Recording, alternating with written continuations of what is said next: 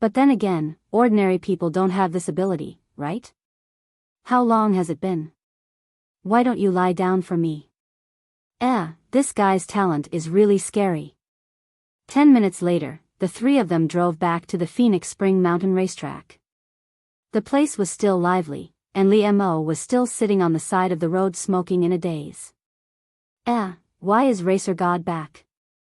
Someone recognized the car from afar and asked curiously. Lee Mo suddenly raised his head and looked at the Porsche 918 that was gradually approaching. His heart felt as if it had been flipped over. It can't be that Brother Racer God's time is so short, right? Go to hell, how dare you slander my idol like that? Believe it or not, I'll fight you to the death. Brother, don't, let's talk this out. I'm not bragging, I know physiognomy.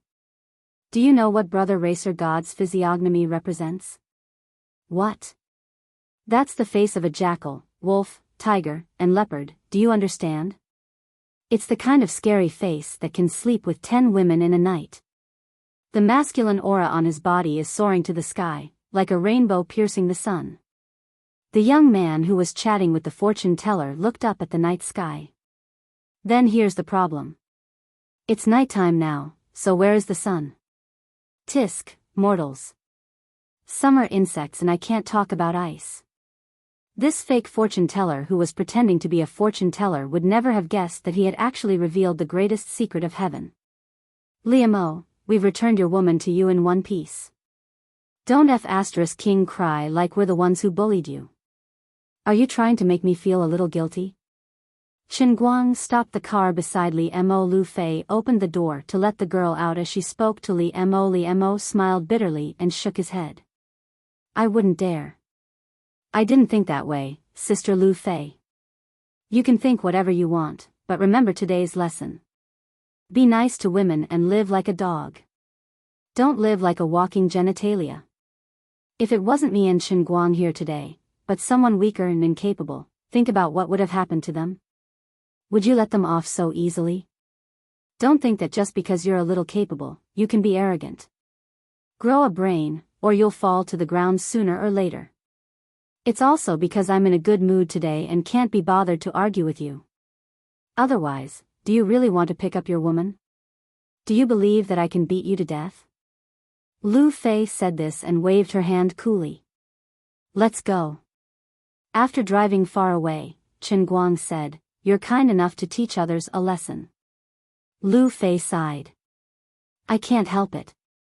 I'm a good person after all. You call that a good person?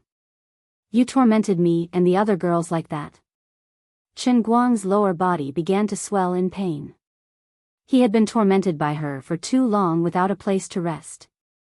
It was really unbearable. Lu Fei argued with him. You don't understand. This is called a principle. Do you understand? Principle.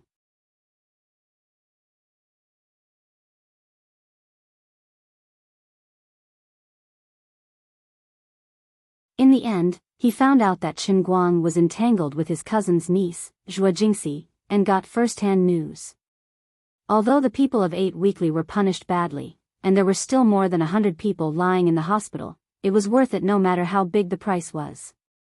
He got 55 million yuan, paid 30 million yuan to the company, and had 25 million yuan in his pocket.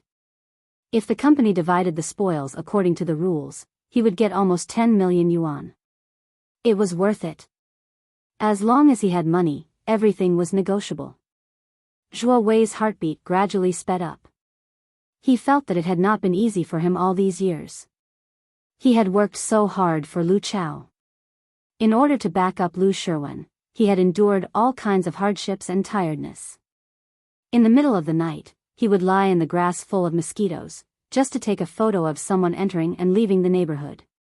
Or, after revealing some shocking information, he would be beaten black and blue by some thugs. Although he would be able to avenge himself with Boss Lu, he would still be in pain. To be honest, this time, he had been forced into a corner by Chen Guang. In the past, he had never placed such a heavy bet and used such fierce news. After I'm done with this job, I'll get rid of the faded old woman and marry a young and beautiful girl. Zhuowei, how is it? Just as he was lost in his thoughts, a familiar voice sounded behind him.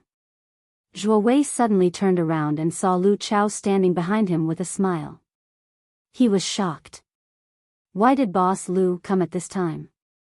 Did I take too much credit from him? At most, he would call to ask about 8 weekly.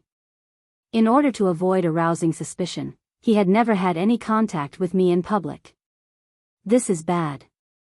What if Chen Guang comes later and offers 50 million in front of me?